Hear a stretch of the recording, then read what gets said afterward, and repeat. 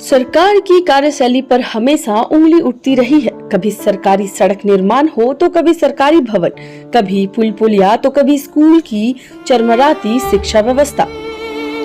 लेकिन जब शिक्षा के मंदिर पे ही कुछ लोगों के मनमानी से गलत मटेरियल लगाकर भवन निर्माण में अनियमितता बरती जाने लगे तो कहीं न कहीं यह बहुत दुर्भाग्य की बात है। मामला भी ऐसा जिसे देखकर आप हैरान रह जाएंगे। स्कूल भवन निर्माण में बिल्कुल ही बालू का इस्तेमाल न होकर डस्ट का इस्तेमाल किया गया है। स्कूल प्रबंधन द्वारा हेड ओवर लेने के त्वरित बाद स्कूल के फर्श पर से सीमेंट के टुकड़े निकलने लगे। स्कूल के सभी कमरा महज एक महीने में ही पूरी तरह से खराब हो गई और अब स्कूल भवन के अंदर टेबल बेंच भी नहीं पड़ रहे हैं।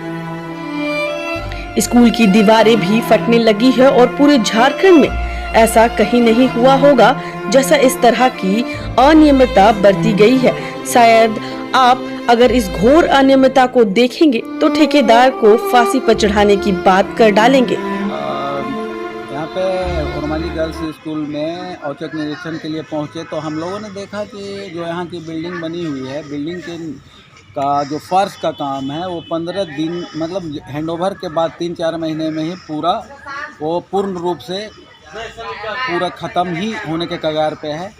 और एक जैसे उबड़ खाबड़ पूरा फर्श पूरा मतलब बिखर गया है, पूरा उखड़ गया है। तो ये बहुत बड़ी अनियमितता है और ये बहुत बड़ी अनियमितता है, बहुत बड़ा घपला हुआ है।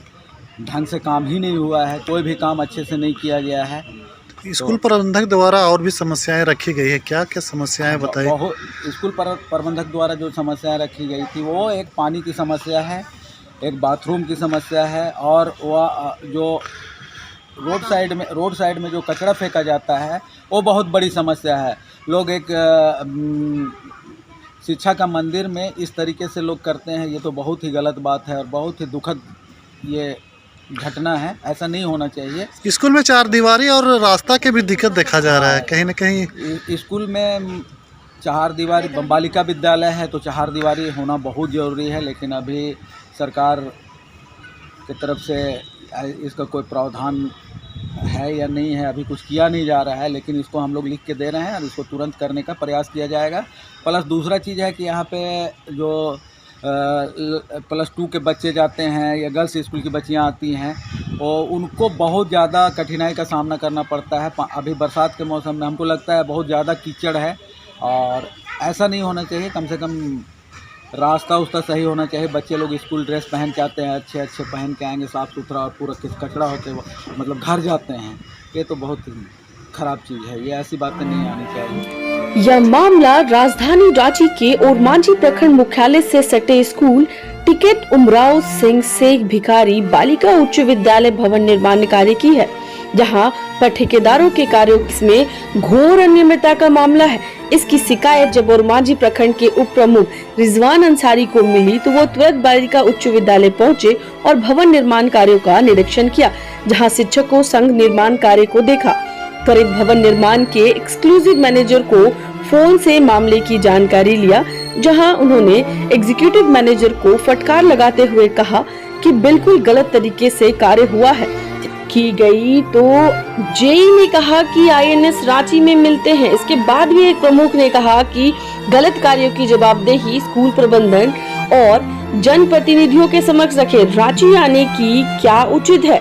यह स्कूल श्री विधायक रमेश कच्छप द्वारा आधारशिला रखा गया था, जिसे आनन फानन के द्वारा आधारशिला रखने के बाद कुछ ही महीनों में मुकम्मल कर दिया गया। जब मुकम्मल हो गया, लेकिन भवन निर्माण मुकम्मल होने के बाद भी इसका उद्घाटन नहीं हुआ।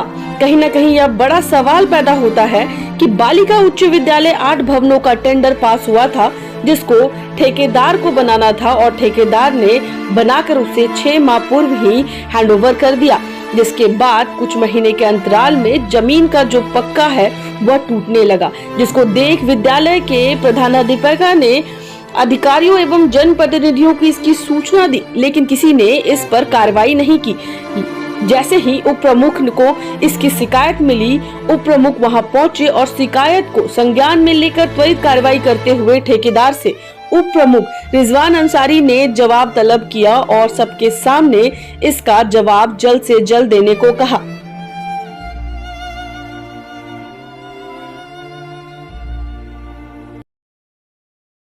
हमारे यहाँ आए, हमें बहुत अच्छा लगा। पहली समस्या तो हमने इनको ये रखी कि 500 से 600 के लगभग हमारे यहाँ बच्चियाँ रहती हैं और शौचालय की कमी है, तो उसके लिए हम लोगों ने कहा है, और प्लस पानी की समस्या, और दुकान वाले जो हैं वो लोग पीछे की तरफ से कचरा फेंकते हैं। ये समस्या भी हम लोगों ने इनके पास रखी है और इन्होंने कहा है कि समाधान हो। इसके लिए आप लोगों ने कहीं पर सूचना दिया है गंदगी को लेकर या कुछ? गंदगी को लेकर हम लोगों ने लिखा भी था, ऑफिस में दिया था, BDO ऑफिस में। जी, तो क्या उन्होंने कहा है? अभी वहाँ से उत्तर नहीं आया। जी, आपका परिचय? मैं यहाँ की प्रभारी प्रधानाध्यापिका हूँ, सपना कुमारी। आके दोनों को करवाइए जैसे भी होता है, ठीक है। मैं नंबर सेव नहीं किया हूँ, आप जैसे भी होता है उसको मैनेज कर बात करने बोलिए उसको हमको, ठीक है। ने बताया कि उन्हें स्कूल आने में जो सड़क है उससे भी काफी परेशानी हो रही है, तो इस पर तुरंत आश्वासन देते हुए कहा गया कि जल्द से जल्द सड़क पर डस्ट गिराकर इसे चलने योग्य बना दिया जाएगा। वहीं स्कूल के पीछे 4 दीवारी के अंदर ब्लॉक आसपास की दुकानों द्वारा गंदगी का अंबार फेंके जाने पर भी शीघ्र कार्रवाई करने की बात कही गई और दुकानदारों को चेताया कि स्कूल कैंपस में गंदगी न फेंके, अन्यथा प्रशासन द्वारा कार्रवाई की जाएगी।